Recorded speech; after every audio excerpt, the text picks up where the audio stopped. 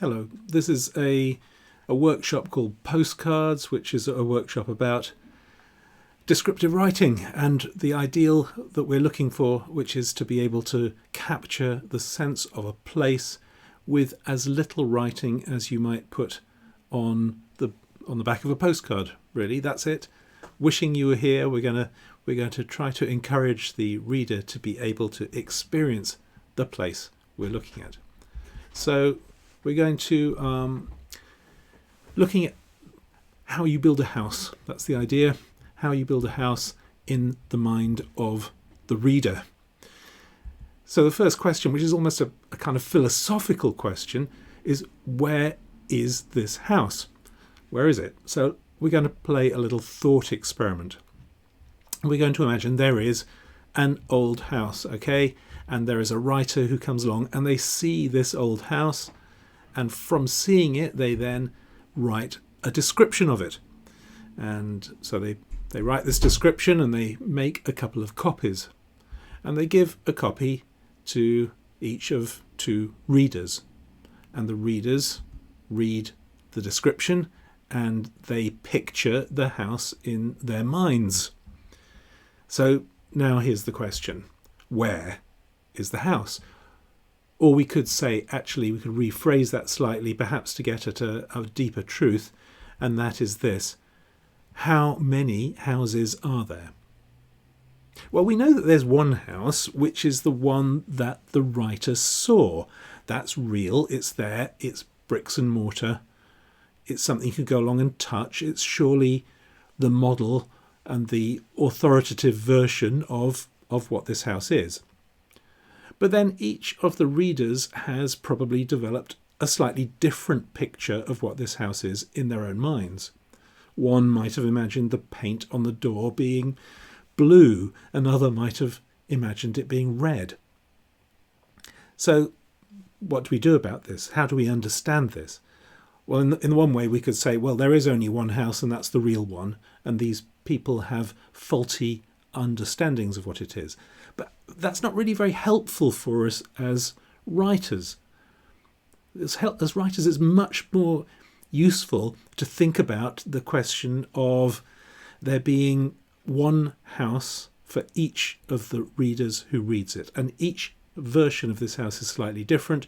And sure, there's another one, which is the physical one, which may be the original, but none of these houses are any more authoritative than any of the others, because they are all a genuinely held experience of a reader.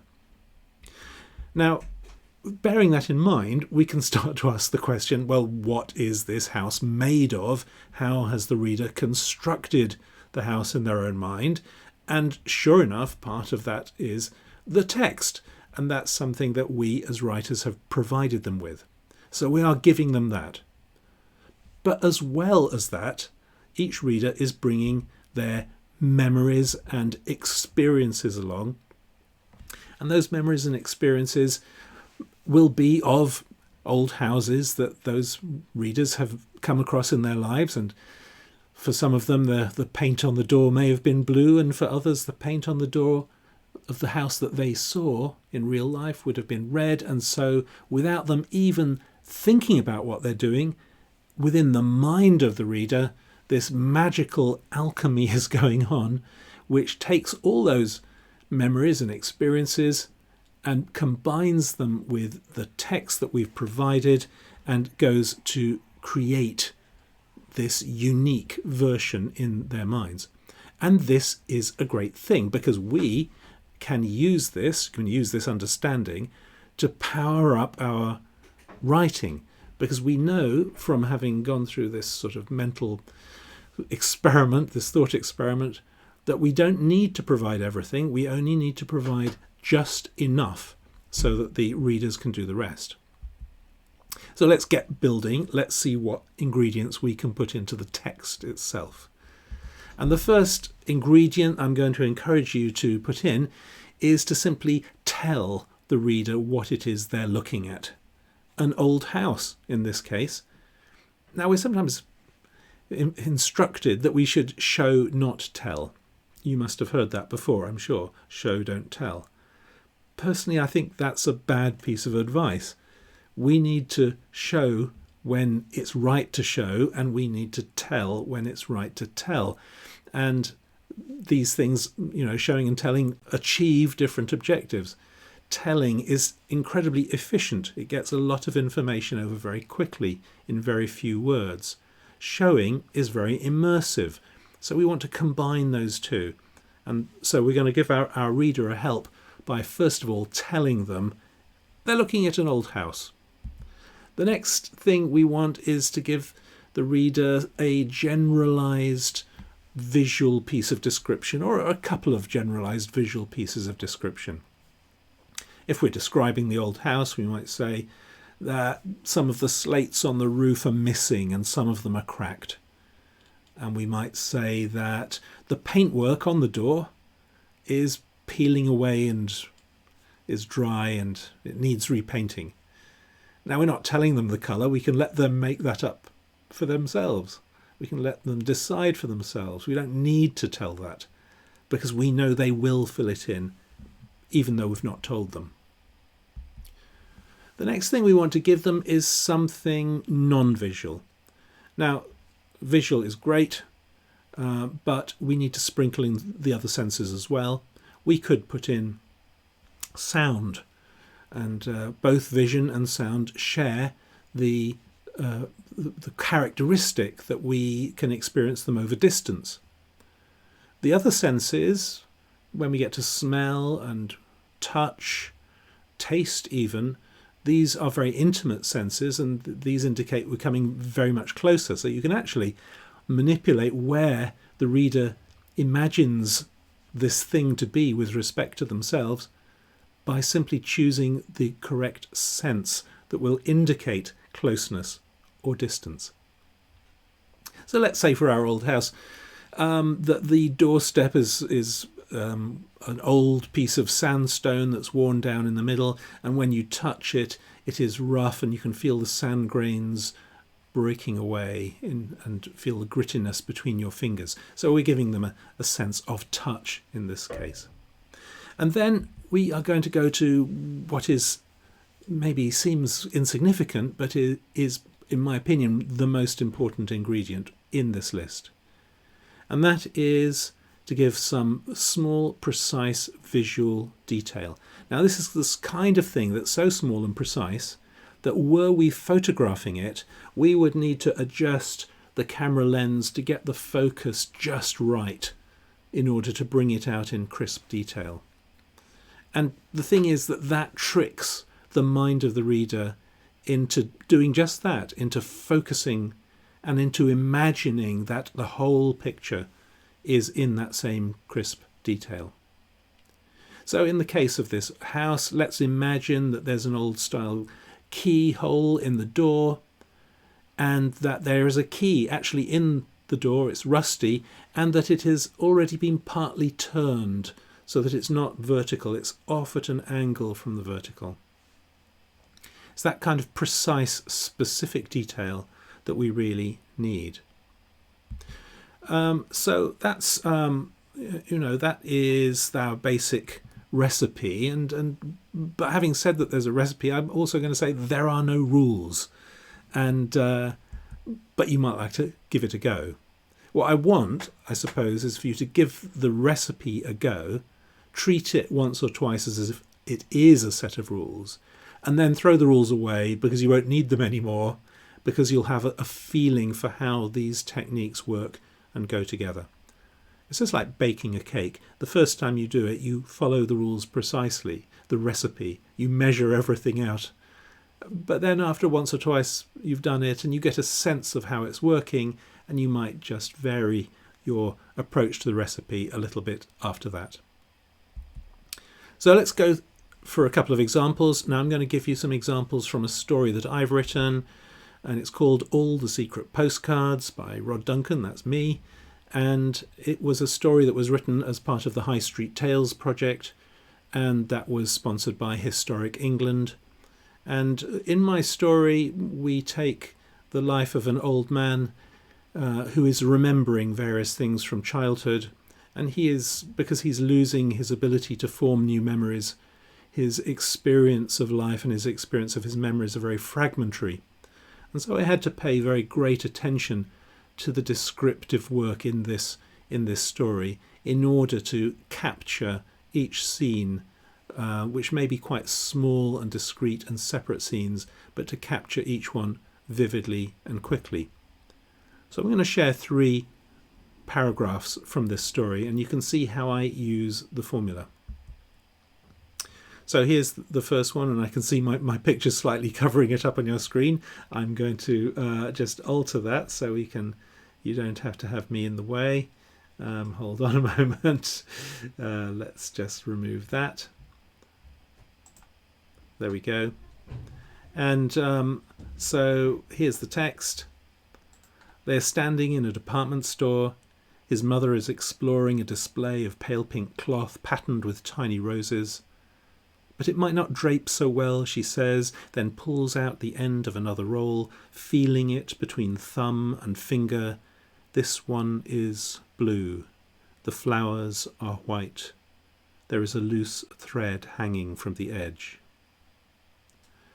Okay, so let's think about this one. We start off, as I said, by telling the reader what it is they're seeing. They are in a department store. That's telling, not showing. Then we have a piece of fairly generalized visual description. There is his mother, there is a display of pink cloth, and then there is another roll of cloth that she pulls out.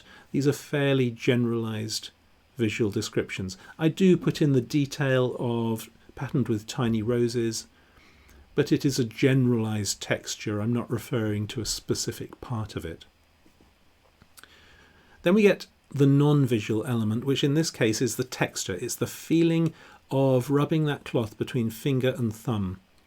And although I'm not really describing the texture, I'm just showing someone doing this thing, that will usually be enough to evoke in the mind of the reader a sense of what it is like. And then finally the small precise detail, which is the thread hanging from the edge of the cloth. It's a tiny, precise single thread. I don't say that many threads are hanging off, that it is just a thread. And that is the precision that we need in this kind of case. So the next example is a little bit later on in the story, and here we have the boy waiting for his mother. He is waiting for her near the clock tower, scraping lines in the dirt with the heel of his shoe. A man hurrying past throws down the butt of a cigarette. It sparks as it lands, and for a moment he is lost, watching the thread of smoke. So here, again, we first of all tell the reader where they are. This is a story set in the High Street in Leicester, and we see the clock tower, which is an architectural construction there at the end of the High Street. So just telling the readers that that's where we are sets the overall view. So then we have a couple of sort of senses of visual description. He is scraping lines in the dirt with the heel of his shoe, so a generalized sort of visual thing. A man hurrying past is another generalized visual thing. I'm not telling you much about the man, I'm just getting that sense of movement and that sense of a person and the sense of the crowds out on the high street. In this one, I haven't given a piece of non-visual description. And that's because I don't follow this formula exactly each time. We might think that there's perhaps the indication of the scent of the cigarette smoke, but it's not. I've not really put that in on this occasion. I didn't feel I needed it. But we do have the precise small detail, and that is the sparking of the cigarette as it lands and the thread of smoke. That the smallness of those things will sharpen the reader's view. That's my hope. And then we go to a final example, And this is the man, the protagonist, in old age.